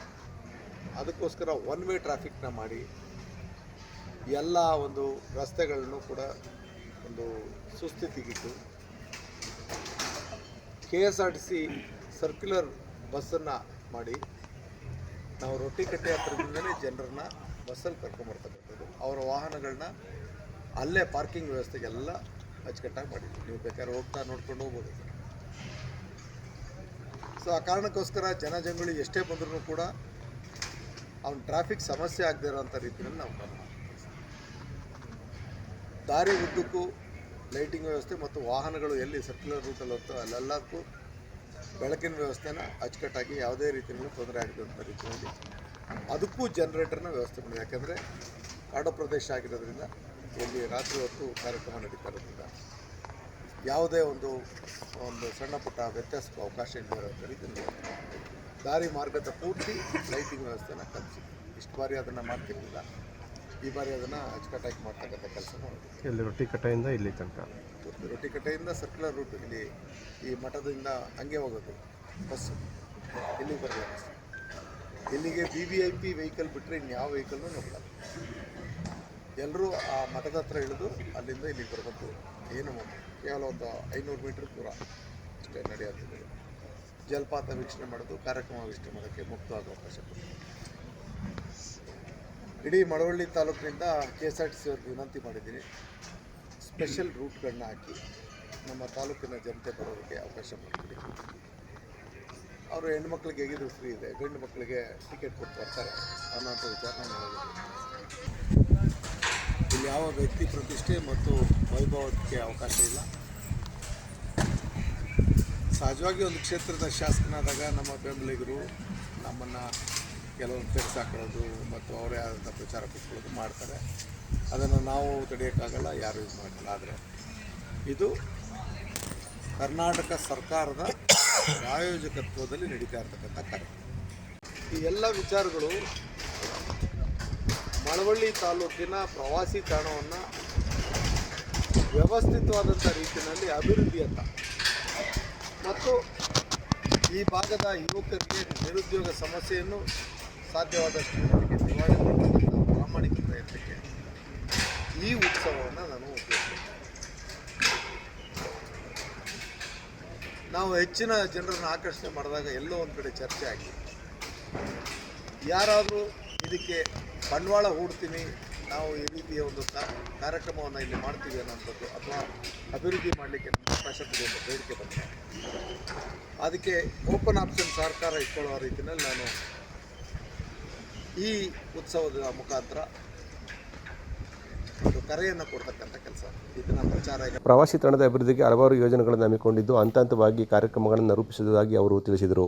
2024-25ನೇ ಸಾಲಿನ BSc ನರ್ಸಿಂಗ್ ಕೋರ್ಸ್ಗೆ KEAಯಿಂದ ಆಯ್ಕೆಯಾದ ವಿದ್ಯಾರ್ಥಿಗಳಿಂದ ಹೆಚ್ಚುವರಿ ಶುಲ್ಕ ಪಡೆದ ಆರೋಪದ ಹಿನ್ನೆಲೆಯಲ್ಲಿ ಮಂಡ್ಯದ new Navodaya institute of nursing science ಕಾಲೇಜಿನ ಸಂಯೋಜನೆಯನ್ನು ರದ್ದುಪಡಿಸಿ ಕ್ರಮ ಕೈಗೊಳ್ಳುವಂತೆ ವೈದ್ಯಕೀಯ ಶಿಕ್ಷಣ ನಿರ್ದೇಶನಾಲಯವು ರಾಜೀವ್ ಗಾಂಧಿ ಆರೋಗ್ಯ ವಿಜ್ಞಾನಗಳ ವಿಶ್ವವಿದ್ಯಾನಿಲಯದ ಕುಲಸಚಿವರಿಗೆ ಸೂಚನೆ ನೀಡಿದೆ.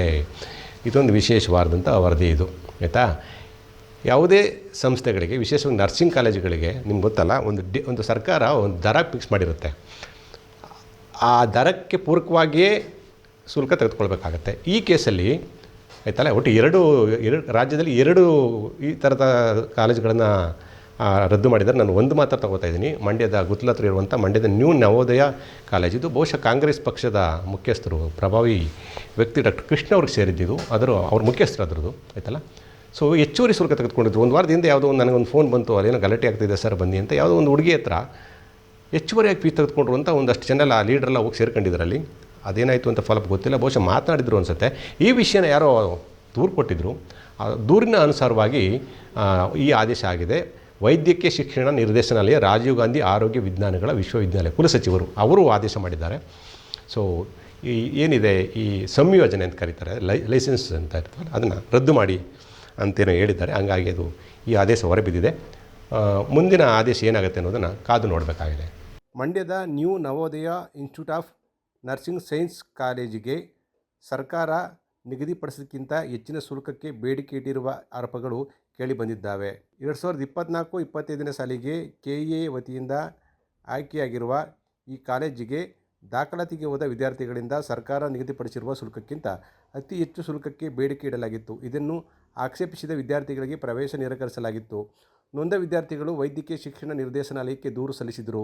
ರದ್ದುಪಡಿಸಿದ ಆದೇಶವನ್ನು KEA ಅವರಿಗೆ ಕಳುಹಿಸಿ ಯಾವ ವಿದ್ಯಾರ್ಥಿಗಳು ಈ ಕಾಲೇಜುಗಳನ್ನು ಆಯ್ಕೆ ಮಾಡಿಕೊಳ್ಳದಂತೆ ಸೂಚಿಸಲು ವೈದ್ಯಕೀಯ ಶಿಕ್ಷಣ ನಿರ್ದೇಶನಾಲಯದ ಸೂಚನೆ ಮೇರೆಗೆ ಈ 2 ಕಾಲೇಜುಗಳ ಪ್ರಾಂಶುಪಾಲರಿಗೆ RGOHS ಪತ್ರ ಬರೆದಿದೆ. 24-25ನೇ ಸಾಲಿನ ಶೈಕ್ಷಣಿಕ ವರ್ಷದ ಮುಂದುವರಿಕೆಯ ಸಂಯೋಜನೆಯನ್ನು ಪರಿಗಣಿಸಲಾಗುವುದಿಲ್ಲ. ಈ ಸಾಲಿಗೆ BSc ನರ್ಸಿಂಗ್ ಹಾಗೂ BSc ನರ್ಸಿಂಗ್ ಕೋರ್ಸ್ಗೆ ಯಾವುದೇ ಕೋಟಾದಲ್ಲಿ ಪ್ರವೇಶ ನೀಡಬಾರದು ಅಂತ ಉಲ್ಲೇಖಿಸಲಾಗಿದೆ. ಮಂಡ್ಯ ವಿಶ್ವವಿದ್ಯಾಲಯದ 1ನೇ ಮತ್ತು 2ನೇ ವಾರ್ಷಿಕ ಘಟಿಕೋತ್ಸವವನ್ನು ಇದೇ 13ರಂದು ಮಂಡ್ಯದ ಡಾಕ್ಟರ್ BR ಅಂಬೇಡ್ಕರ್ ಭವನದಲ್ಲಿ ಹಮ್ಮಿಕೊಂಡಿದ್ದು, ಕಾರ್ಯಕ್ರಮಕ್ಕೆ ಗೌರವ ಡಾಕ್ಟರೇಟ್ ಪ್ರದಾನ ಮಾಡಲು ರಾಜ್ಯಪಾಲರಾದ ತಾವರ್ ಚಂದ್ ಗೆಹ್ಲೋಟ್ ರವರು ಭಾಗವಹಿಸಲಿದ್ದು, ಇದೇ ಸಂದರ್ಭದಲ್ಲಿ 3 ಮಂದಿ ಗಣ್ಯರಿಗೆ ಗೌರವ ಡಾಕ್ಟರೇಟ್ ಪದವಿಯನ್ನು ಪ್ರದಾನ ಮಾಡಲಾಗುವುದು ಎಂದು ವಿಶ್ವವಿದ್ಯಾಲಯದ ಉಪಕುಲಪತಿಗಳಾದ ಪ್ರೊಫೆಸರ್ ಪುಟ್ಟರಾಜು ಸುದ್ದಿಗೋಷ್ಠಿಯಲ್ಲಿ ತಿಳಿಸಿದರು. ನೋಡಿ, ಇದೊಂದು ಪ್ರೌಢಿಮೆ ನಮಗೆ. ಮಂಡ್ಯಕ್ಕೆ ವಿಶ್ವವಿದ್ಯಾಲಯ ಬಂದಿದ್ದೇ ಒಂದು ದೊಡ್ಡ ಹೆಮ್ಮೆ, ಆಯ್ತಲ್ಲ. ಸೊ ಅದ್ರ ಜೊತೆಗೆ ಈಗ ಘಟಿಕೋತ್ಸವ ನಡೀತಾ ಇರುವಂಥದ್ದು 1ನೇ ಮತ್ತು 2ನೇ ವಾರ್ಷಿಕ ಘಟಿಕೋತ್ಸವ. ಇದು ಭಾಳ ವಿಶೇಷ. ಈ ಕಾರ್ಯಕ್ರಮಕ್ಕೆ ತಾವರ್ ಚಂದ್ ಗೆಹ್ಲೋಟ್ ರವರು ರಾಜ್ಯಪಾಲರು ಬರ್ತಿದ್ದಾರೆ. ಉನ್ನತ ಶಿಕ್ಷಣ ಸಚಿವರಾದಂಥ ಡಾಕ್ಟರ್ ಸುಧಾಕರ್, ಆಮೇಲೆ ರಾಜ್ಯ ಉನ್ನತ ಶಿಕ್ಷಣ ಪರಿಷತ್ನ ನಿರಂಜನ್ ಬರ್ತಾ ಇದ್ದಾರೆ. ಮಿಕ್ಕಂತೆ ಬೇರೆ ಬೇರೆ ಅಲ್ಲಿ ಜಾಸ್ತಿ ಜನ ಗೊತ್ತಲ್ಲ, ರಾಜ್ಯಪಾಲರು ಬಂದರೆ ಅದು ಇನ್ ಟೈಮ್ ಇರ್ತದೆ, ಭಾಳ ಶಿಸ್ತಿನ ಕಾರ್ಯಕ್ರಮ, ಹೆಚ್ಚು ಜನ ಇರೋದಿಲ್ಲ. ಇದು ಒಂದು ವಿಶೇಷ. 3 ಜನರಿಗೆ ಗೌರವ ಡಾಕ್ಟರೇಟ್ ಕೊಡ್ತಿದ್ದಾರೆ. ನೋಡಿ, ಈ ಕಾರ್ಯಕ್ರಮ ಎಲ್ಲ ಮೈಸೂರಲ್ಲಿ ನಡೀತಾ ಇತ್ತು. ಇಲ್ಲಿಗೆ ವಿಶ್ವವಿದ್ಯಾಲಯ ಬಂದ ಮೇಲೆ ಮಂಡ್ಯದಲ್ಲೇ ನಡೀತದೆ. ನೋಡಿ, ನೋಡಿದ್ರೆ ರಾಜ್ಯಪಾಲರು ಮೈಸೂರಿಗೆ ಹೋಗ್ತಾರೆ ಅಂತ ಹೇಳ್ತಿದ್ವಲ್ಲ, ಅಲ್ಲಿ ಮಾಡ್ತಾಯಿದ್ರು, ಅಲ್ಲಿನ ಆ ದೊಡ್ಡ ಹಾಲಲ್ಲಿ. ಈಗ ಅದು ನಮ್ಮ ಸಕ್ಕರೆನಾಡು ಮಂಡ್ಯದಲ್ಲೇ ನಡೀತಾ ಇದೆ ಅಂತ ಅದ್ಭುತ ಅದು, ಆಯ್ತಲ್ಲ. ಇಲ್ಲಿ 3 ಜನರಿಗೆ ಆದಿಚುಂಚನಗಿರಿ ಮಠದ ನಿರ್ಮಲಾನಂದನಾಥ ಸ್ವಾಮೀಜಿ, ಮೈಸೂರು ರಾಜಮಾತೆ ಪ್ರಮೋದ ದೇವಿ ಒಡೆಯರ್ ಮತ್ತು ಪದ್ಮಶ್ರೀ ಡಾಕ್ಟರ್ ರಾಜಣ್ಣ, ಇವರು ಮಂಡ್ಯದ ಮದ್ದೂರು ತಾಲೂಕಿನ ಕೊಪ್ಪದವರು 3 ಜನರಿಗೆ ಗೌರವ ಡಾಕ್ಟರೇಟ್ ಮಾಡ್ತಿದ್ದಾರೆ. ಮತ್ತು ವಿಶೇಷವಾಗಿ ಇದೆಲ್ಲ ಆದಮೇಲೆ ಅವ್ರ ಕಾರ್ಯಕ್ರಮ ಬರುತ್ತೆ. ಸುಮಾರು 2155 ಪದವೀಧರರಿಗೆ ಪ್ರಮಾಣ ಪತ್ರವನ್ನು ಕೊಡುವಂಥದ್ದು ಆಮೇಲೆ ಆಗ್ತದದು. ಸಾಂಕೇತಿಕವಾಗಿ ಕೆಲವರು ಕೊಡ್ತಾರೆ, ಆಮೇಲೆ ಬಹುಶಃ ಬ್ರೇಕ್ ತಗೊಂಡು ನಿರಂತರವಾಗಿ ಸಂಜೆ ತನಕ ಕಾರ್ಯಕ್ರಮ ನಡೆಯುತ್ತೆ ರಾಜ್ಯಪಾಲರು ಹೋದ್ಮೇಲೆ. ಇದಿಷ್ಟು ವಿಶೇಷವಾದ ಕಾರ್ಯಕ್ರಮ ಮತ್ತು ಸಾಕಷ್ಟು ಅಭಿವೃದ್ಧಿ ಕಾರ್ಯಕ್ರಮದ ಬಗ್ಗೆ ಪುಟ್ಟರಾಜು ಮಾತನಾಡಿದ್ದಾರೆ. ಏನು ಮಾತಾಡಿದ್ದಾರೆ ಒಂದು ವರದಿ ಇದೆ, ನೋಡ್ಕೊಂಡು ಬನ್ನಿ. ಮಂಡ್ಯ ವಿಶ್ವವಿದ್ಯಾಲಯದ ಸಭಾಂಗಣದಲ್ಲಿ ಸುದ್ದಿಗಾರರೊಂದಿಗೆ ಮಾತನಾಡಿದ ಪುಟ್ಟರಾಜುರವರು ಕಾರ್ಯಕ್ರಮವನ್ನು ರಾಜ್ಯಪಾಲರಾದ ತಾವರ್ ಚಂದ್ ಗೆಹ್ಲೋಟ್ ಅವರು ಉದ್ಘಾಟಿಸಲಿದ್ದು, ಕಾರ್ಯಕ್ರಮದಲ್ಲಿ ಉನ್ನತ ಶಿಕ್ಷಣ ಸಚಿವರಾದ ಡಾಕ್ಟರ್ MC ಸುಧಾಕರ್ ಹಾಗೂ ಕರ್ನಾಟಕ ರಾಜ್ಯ ಉನ್ನತ ಶಿಕ್ಷಣ ಪರಿಷತ್ನ SR ನಿರಂಜನ್ ರವರು ಪಾಲ್ಗೊಳ್ಳಲಿದ್ದಾರೆ ಅಂತ ಹೇಳಿದರು. 20 ಶೈಕ್ಷಣಿಕ ವರ್ಷದಲ್ಲಿ ಈ ಮಂಡ್ಯ ವಿಶ್ವವಿದ್ಯಾಲಯ ಯೂನಿಟರಿ ಏಕಾತ್ಮಕ ಯೂನಿವರ್ಸಿಟಿಯಾಗಿ ಸ್ಥಾಪನೆ ಆಯಿತು. ಹೋದ ವರ್ಷದಿಂದ 23-24 ಶೈಕ್ಷಣಿಕ ವರ್ಷದಿಂದ ಇಡೀ ಮಂಡ್ಯ ಜಿಲ್ಲೆಯ ಎಲ್ಲ ಕಾಲೇಜುಗಳು ಸೇರ್ಕೊಂಡಿದ್ದಾವೆ. ಇಲ್ಲಿ ನಾವು ಮಾಡ್ತಾ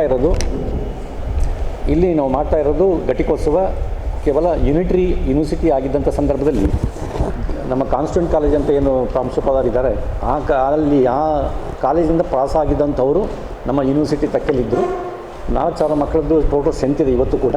ಅಲ್ಲಿ ಫಸ್ಟ್ ಬ್ಯಾಚು 19-20-21ರಲ್ಲಿ ಪಾಸಾಗಿದ್ದಂತಹ ಒಟ್ಟು ಮಕ್ಕಳಿಗಾಗಿ ನಾವು 2 ಬ್ಯಾಚಿನವ್ರಿಗೆ ಒಂದೇ ಫಂಕ್ಷನಲ್ಲಿ ಪ್ರಥಮ ಮತ್ತು ದ್ವಿತೀಯ ಘಟಿಕೋತ್ಸವವನ್ನು ಮಾಡ್ಕೋತಾ ಇದ್ವಿ.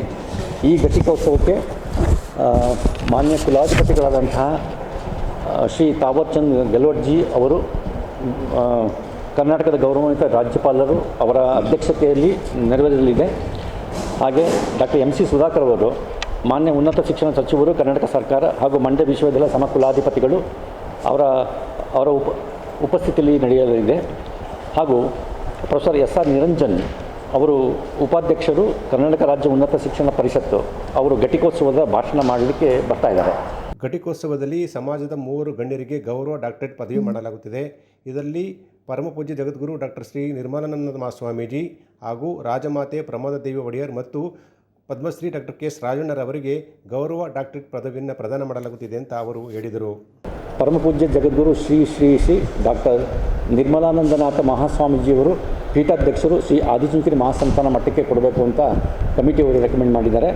ಹಾಗೆಯೇ 2ನೇ ಘಟಿಕೋತ್ಸವದ ಗೌರವ ಡಾಕ್ಟರೇಟ್ ಪದವಿಗೆ ರಾಜಮಾತೆ ಶ್ರೀಮತಿ ಪ್ರಮೋದಾದೇವಿ ಒಡೆಯರ್, ಮೈಸೂರು ಅರಮನೆ ಮೈಸೂರು ಕೊಡುಗೆಯನ್ನು ಗುರುಸಿ ಇದನ್ನು ಘಟಿಕೋತ್ಸವಕ್ಕೆ ಗೌರವ ಡಾಕ್ಟರೇಟ್ ಕೊಡಬೇಕು ಅಂತೇಳಿ ನಮ್ಮ ಸ್ಕ್ರೂಟಿನಿ ಕಮಿಟಿಯವರು ಡಿಸಿಷನ್ ತೊಗೊಂಡಿದ್ದಾರೆ. ಹಾಗೆ ತಮಗೆಲ್ಲ ಗೊತ್ತಿರೋ ಹಾಗೆ ಪದ್ಮಶ್ರೀ ಡಾಕ್ಟರ್ KS ರಾಜಣ್ಣ ಅವರು ನಮ್ಮ ಮಂಡ್ಯದ ಮದ್ದೂರು ತಾಲೂಕಿನ ಕೊಪ್ಪ ವಿಲೇಜ್ ಹಳ್ಳಿಯಲ್ಲಿ ಬಂದಂಥವರು.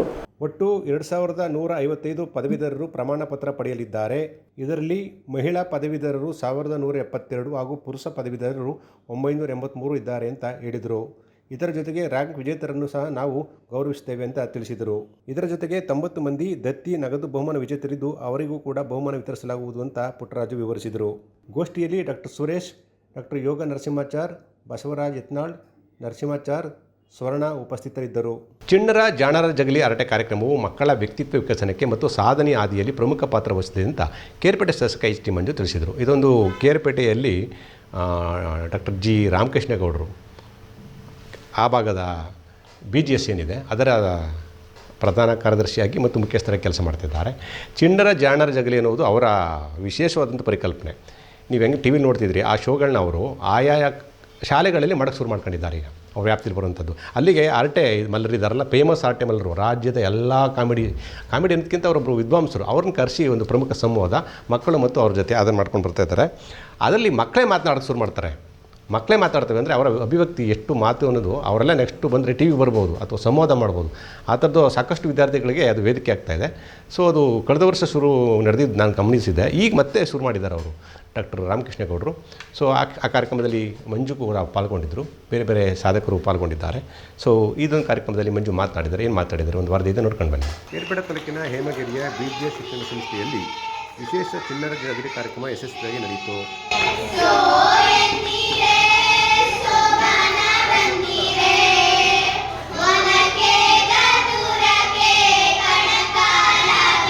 ಶಾಸಕರಾದ HT ಮಂಜು ಕಾರ್ಯಕ್ರಮದಲ್ಲಿ ಪಾಲ್ಗೊಂಡು ಮಾತನಾಡಿ, ಮಕ್ಕಳಲ್ಲಿರುವ ಕಲೆಯನ್ನು ವೃದ್ಧಿಸಿ ಲೋಕಜ್ಞಾನದ ಬಗ್ಗೆ ಅಭಿರುಚಿ ಮೂಡಿಸಿ ಮುನ್ನಡೆಸಲು ಹರಟೆ ಕಾರ್ಯಕ್ರಮವು ವರದಾನವಾಗಿದೆ ಅಂತ ಹೇಳಿದರು. 2 ತಂಡಗಳು ಚಲನಚಿತ್ರ ಮಾರಕನ ಪೂರಕನ ಅನ್ನೋ ಒಂದು ವಿಚಾರದ ಬಗ್ಗೆ ತುಂಬ ಚೆನ್ನಾಗಿ ಅದ್ಭುತವಾಗಿ ತಮ್ಮ ವಿಚಾರವನ್ನ ಎಲ್ಲರಿಗೂ ಸಹ ಮನಮುಟ್ಟುವಾಗಿ ಮಾತಾಡಿದ್ದಾರೆ. ಬಹುತೇಕ ಅವರೆಲ್ಲರೂ ಸಂಭಾಷಣೆಗಳು ಅಂತ ತಮ್ಗೆಲ್ಲರೂ ಗೊತ್ತಾಗುತ್ತೆ. ಮಾರಕನೂ ಇದೆ, ಪೂರಕನೂ ಇದೆ. ಒಂದು ಐತಿಹಾಸಿಕ ವ್ಯಕ್ತಿಗಳ ಬಗ್ಗೆ, ಸಂಗೊಳ್ಳಿ ರಾಯಣ್ಣರ ಬಗ್ಗೆ ನಾವು ಪುಸ್ತಕದಲ್ಲಿ ಹೋಗ್ತಿದ್ವಿ. ಇಷ್ಟೊಂದು ಅಪ್ರತಿಮವಾದ ರಾಷ್ಟ್ರ ಮತ್ತು ನಮ್ಮ ಕನ್ನಡ ಪ್ರೇಮ ನಡೆದಂಥ ಒಂದು ವಿಚಾರವೂ ಸಹ ಸಿನಿಮಾದಲ್ಲಿ ಬರುವಂತಾಗುತ್ತೆ. ಖ್ಯಾತ ಹರಟೆ ಕಾರ್ಯಕ್ರಮದ ಮಾತುಗಾರ ಗುಂಡೂರಾವ್ ಮಾತನಾಡಿ, ಚಿಣ್ಣರ ಜಗಲಿ ಕಾರ್ಯಕ್ರಮ ವಿಶೇಷವಾಗಿದೆ. ಗ್ರಾಮೀಣ ಪ್ರದೇಶದಲ್ಲಿಯೂ ಪ್ರತಿಭಾವಂತ ಮಕ್ಕಳಿದ್ದಾರೆ. ಮಕ್ಕಳ ಸಮಗ್ರವಾದ ವ್ಯಕ್ತಿತ್ವ ವಿಕಸನಕ್ಕೆ ಈ ಕಾರ್ಯಕ್ರಮ ಸೂಕ್ತ ವೇದಿಕೆಯಾಗಿದ್ದು ಮಕ್ಕಳ ಮಾತಿನ ಶೈಲಿಯು ಅಮೋಘವಾಗಿದೆ ಅಂತ ತಿಳಿಸಿದರು. ಕಾರ್ಯಕ್ರಮದ ನೇತೃತ್ವವನ್ನು ಶಾಖಾ ಮಟ್ಟದ ಗೌರವ ಕಾರ್ಯದರ್ಶಿಗಳಾದ ಡಾಕ್ಟರ್ JN ರಾಮಕೃಷ್ಣೇಗೌಡರು ವಹಿಸಿದರು. ಪಟ್ಟಾಭಿಷೇಕ ವಾರ್ಷಿಕೋತ್ಸವ ಸಂದರ್ಭದಲ್ಲಿ ಇದನ್ನು ಅರ್ಪಣೆ ಮಾಡಬೇಕು ಅಂತ ಯೋಚನೆ ಮಾಡಿ ಬೇರೆ ಬೇರೆ ಕಲಾವಿದರುಗಳನ್ನು ಕರೆಸಿ ಇಲ್ಲಿ ಮಾತಾಡೋದು ಅಷ್ಟು ಮುಖ್ಯ ಅಲ್ಲ, ನಮ್ಮ ಮಕ್ಕಳನ್ನೇ ಆ ಮಟ್ಟಕ್ಕೆ ಕೂರಿಸಿ ತಯಾರು ಮಾಡಬೇಕು ಅನ್ನೋದು ಆಲೋಚನೆ ಬಂತು. ಆ ಪ್ರಕಾರ ಬಹುಶಃ ಇಂಥ ನುರಿತ ಹಾಸ್ಯ ಕಲಾವಿದರುಗಳ ಸಮ್ಮುಖದಲ್ಲಿ ಸಾಹಿತ್ಯದಲ್ಲಿ ಈ ಕಾರ್ಯಕ್ರಮ ನಡೀಲಿ ಅಂತೇಳಿ ಮಾಡಿದ್ವಿ. ತುಂಬ ಚೆನ್ನಾಗಿ ಯಶಸ್ವಿಯಾಗಿ ನಡೀತಾ ಇದೆ. ಬಹುಶಃ ನಾನೀಗಾಗಲೇ 3 ಕಾರ್ಯಕ್ರಮ ಮುಗಿಸಿ 4ನೇ ಕಾರ್ಯಕ್ರಮ. ವೇದಿಕೆಯಲ್ಲಿ ಜಾನಕಿರಾಮ್, ಮಲ್ಲೇಶ್, ಬಿ ನಂಜಪ್ಪ ಸೇರಿದಂತೆ ಇತರರಿದ್ದರು.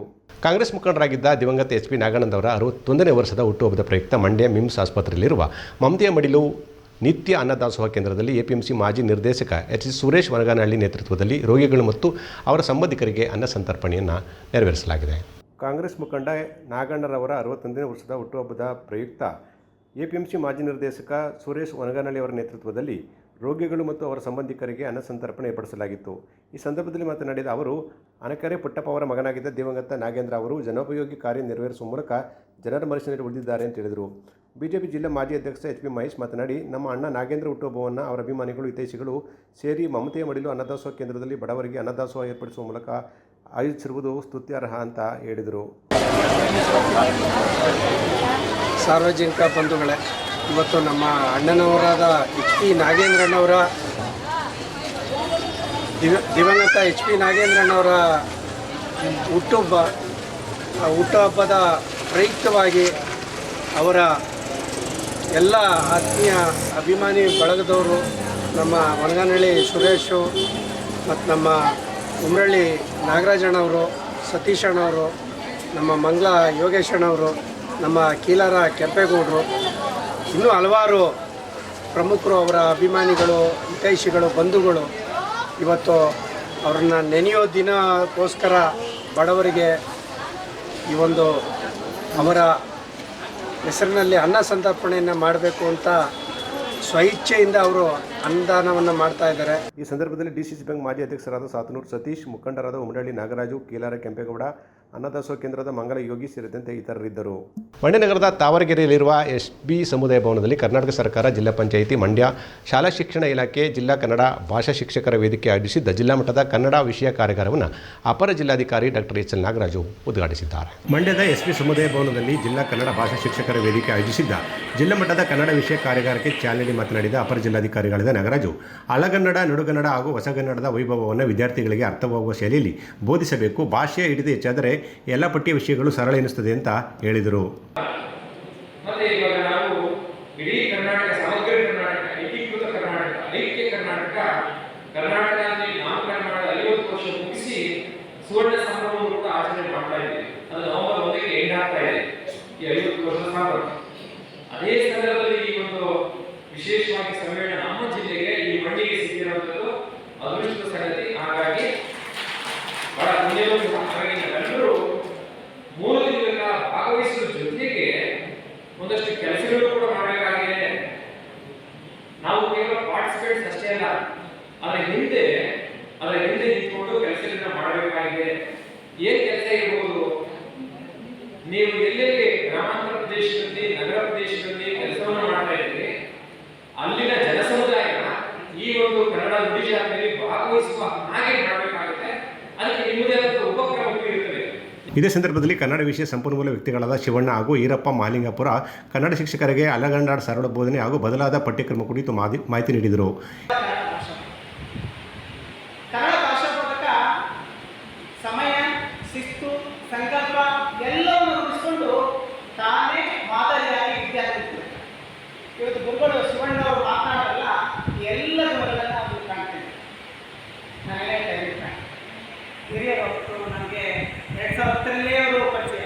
ಇದೇ ಸಂದರ್ಭದಲ್ಲಿ ಕನ್ನಡ ವಿಷಯ ಪರಿವೀಕ್ಷಕರಾಗಿ ಸೇವೆ ಸಲ್ಲಿಸಿ ವರ್ಗಾವಣೆಗೊಂಡ ನಾಗೇಂದ್ರ ಮೂರ್ತಿ ಮತ್ತು ದಂಪತಿಯನ್ನು ಅಭಿನಂದಿಸಲಾಯಿತು. ಭಾಗವಹಿಸಿದ್ದ ಎಲ್ಲ ಶಿಕ್ಷಕರು ಮತ್ತು ಗಣ್ಯರಿಗೆ ಶಿಕ್ಷಕ ಶಶಿಧರ ಈಚಗೆರೆ ಫೈಲ್ಗಳನ್ನು ವಿತರಿಸಿದರು.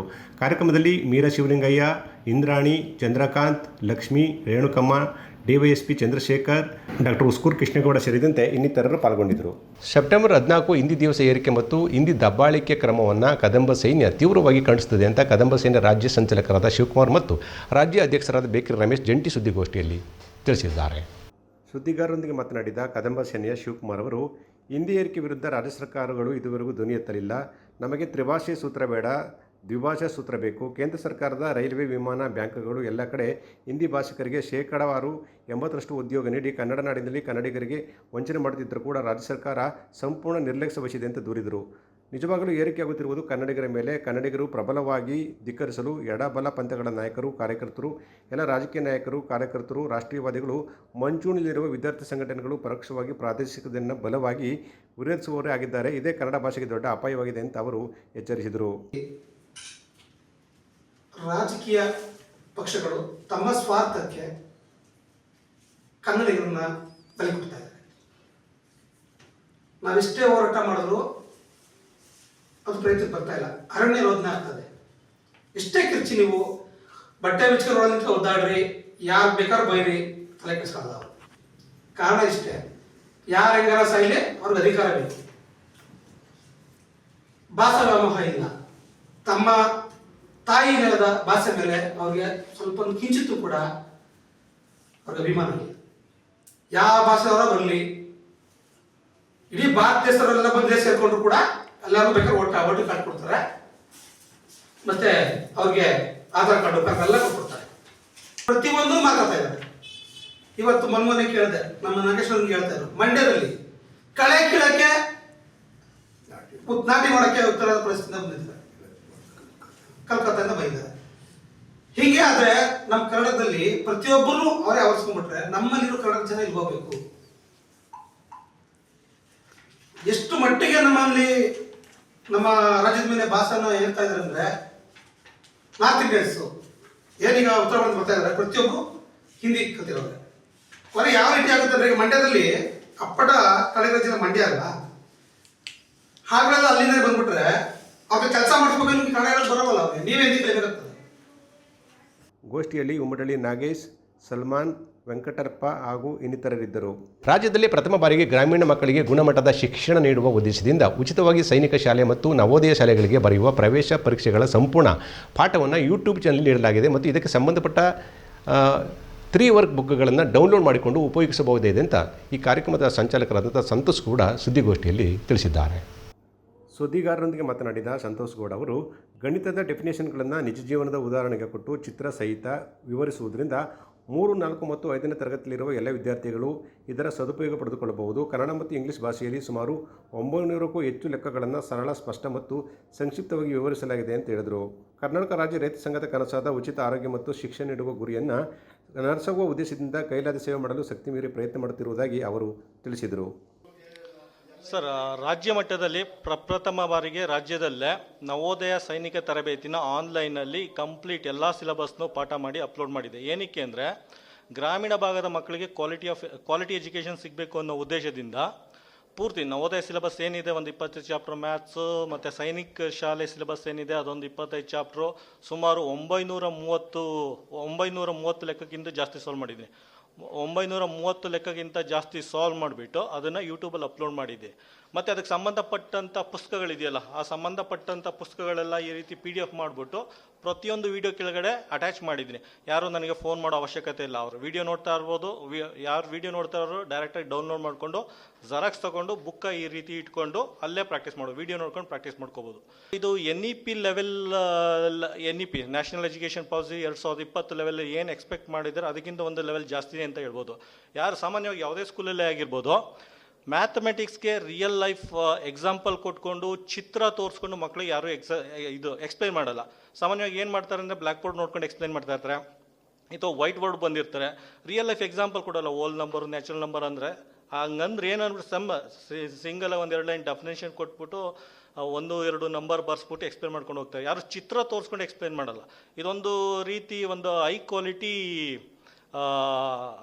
ಇದೇನಿದೆ ಮ್ಯಾಥ್ಸ್ ಸಿಲೆಬಸ್ನ ಮಕ್ಕಳಿಗೆ, ಅದರಲ್ಲೂ ರೂರಲ್ ಮಕ್ಕಳಿಗೆ ಅನುಕೂಲ ಆಗಲಿ ಅಂದ್ಬಿಟ್ಟು ಕನ್ನಡ ಮತ್ತು ಇಂಗ್ಲೀಷಲ್ಲಿ ಎರಡರಲ್ಲೂ ಸ್ಪಷ್ಟವಾಗಿ ಎಕ್ಸ್ಪ್ಲೇನ್ ಮಾಡಿದ್ದೀನಿ ಸರ್. ಭಾರತೀನಗರದ ಶ್ರೀ ವೀರಶೈವ ಕ್ಷೇಮಾಭಿವೃದ್ಧಿ ಸಂಘದ ವತಿಯಿಂದ 30ನೇ ವರ್ಷದ ಸ್ವರ್ಣಗೌರಿ ವರಸಿದ್ಧಿ ವಿನಾಯಕ ಆಚರಣೆ ಕಾರ್ಯಕ್ರಮ ಅರ್ಥಪೂರ್ಣವಾಗಿ ನಡೆದಿದೆ.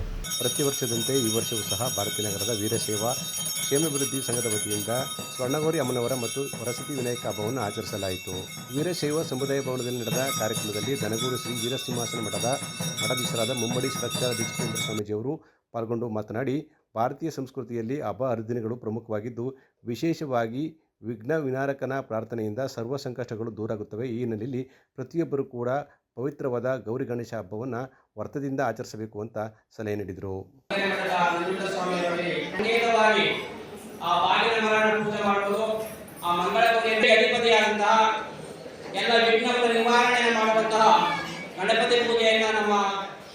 ಆಚರಣೆ ಮಾಡಿಕೊಂಡು ಬರ್ತಿದ್ದಾರೆ ಹಿಂದೂ ಧರ್ಮದಲ್ಲಿ. ಅಂದರೆ ಹಿಂದೂ ಧರ್ಮದ ಸಂಸ್ಕೃತಿಯನ್ನು ಯುಗಾದಿ ಹಬ್ಬದ ನಂತರ ನಮ್ಮ ಹೆಣ್ಣು ಮಕ್ಕಳು ಬಹಳ ಭಕ್ತಿ ಶ್ರದ್ಧೆಯಿಂದ ಆಚರಣೆ ಮಾಡಿಕೊಂಡು ಬರುವುದು ಬಹಳ ವಿಶಿಷ್ಟತೆ.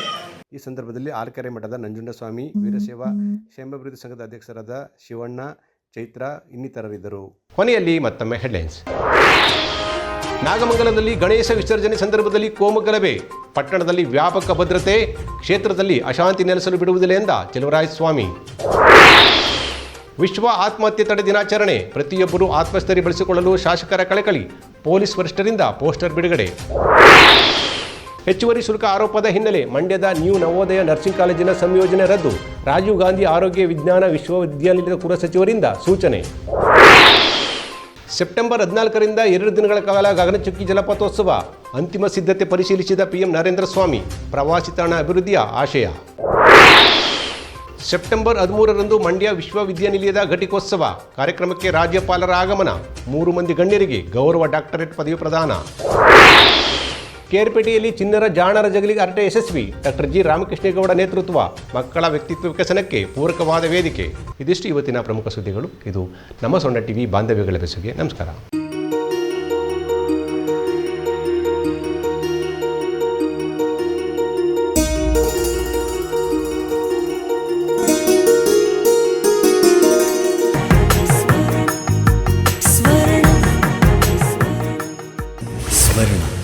ಇದು ಬಾಂಧವ್ಯಗಳ ಬೆಸುಗೆ.